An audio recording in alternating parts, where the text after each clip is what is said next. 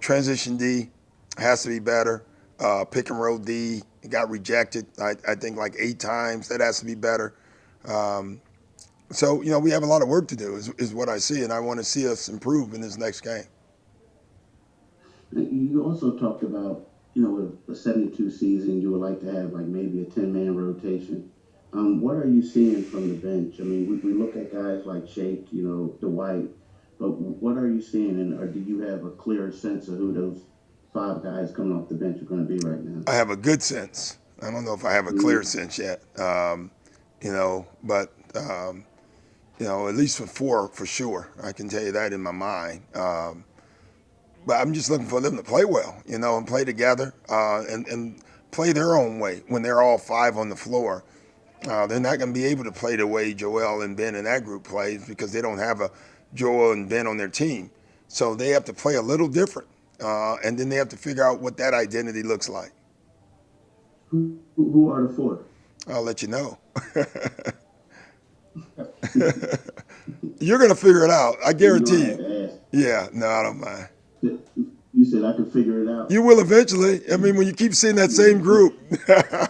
Yeah, same group. So let me ask you this: for the last position, Yeah. like what are you looking for? I mean, because I know shooting is the thing that you want, Shooting is, but is you really also important. Defense is important. Who can get the team and run the stuff the best? I mean, there's a lot of little things. We may need more size. So we'll see. We run out a lot of groups in practice, and so we kind of get a judge from that. And tomorrow we'll try to run a lot of different groups out with that group. thanks. Let's go to Rich Hoffman next, guys. Hey Doc, two questions. The first one, you had a group of all bench players in there for a little bit the other night. I know you're probably not going to tell us that's like the plan for the season, but that, as you probably know, that's something that really has not happened that much since Ben and Joel have been here. So Yeah. I was curious, kind of what you saw from that group and the decision maybe to sometimes look at that. Well, it's going to happen. There's going to be times where one guy's in foul trouble, the other guy needs to come out. So I don't need this team to be dependent on just if those two guys are on the floor. We have to be able to play when both are off the floor. That's going to happen. That's real. And so we have to work on it every day, and we do it in practice quite a bit, and we'll do it in the game early on for sure. And the other thing I was curious about, you haven't been able to put a lot of stuff in. You kind of said you had to keep it vanilla. How did you think the team did with, the offense when you weren't calling a play? Kind of just, I actually, maybe. it's funny. I thought we executed our what we call random. It looks, it's kind of an organized, unorganized. That's after misses. I thought we did great there because our spacing was good and everybody was attacking and aggressive. I thought when we ran our set stuff is where we struggled, and that's a clear sign of, a team that hasn't run that a lot and they don't know all the little nuances of each set. So we drilled that a ton today. We'll drill it again tomorrow during the game. Cool. Thanks. A couple more guys, starting with Kyle Newbeck.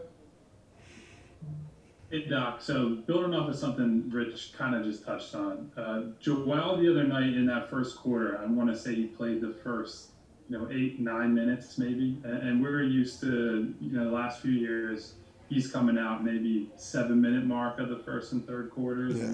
So was that more reflective of, the game situation? It was a little run and gun there for a while, or are you trying to get him on the floor for longer stretches to open halves? No, that was more reflective that was our first exhibition game, and I wanted to try to blow everybody's lungs out. that's more of that. Joel handled it very well, but I don't. That's a lot of minutes in a row for him, especially the pace that we were playing at. The good news is he's in such better shape this year. He can handle that, and there'll be times where maybe he will.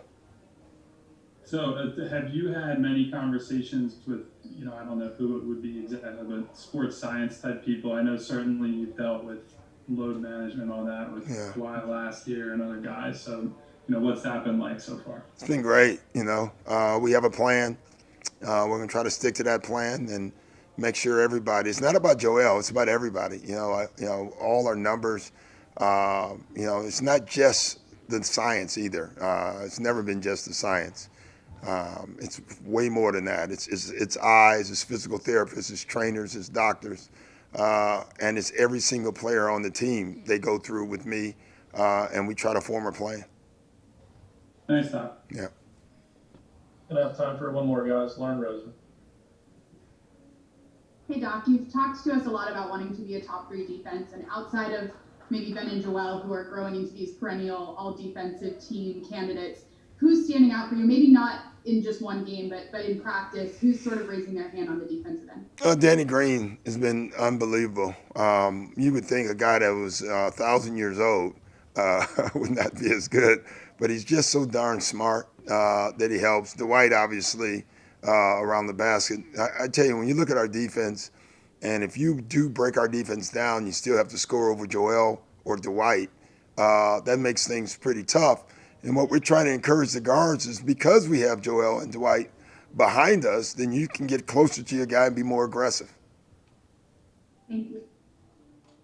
Thanks, Coach. Appreciate it. Thanks, guys.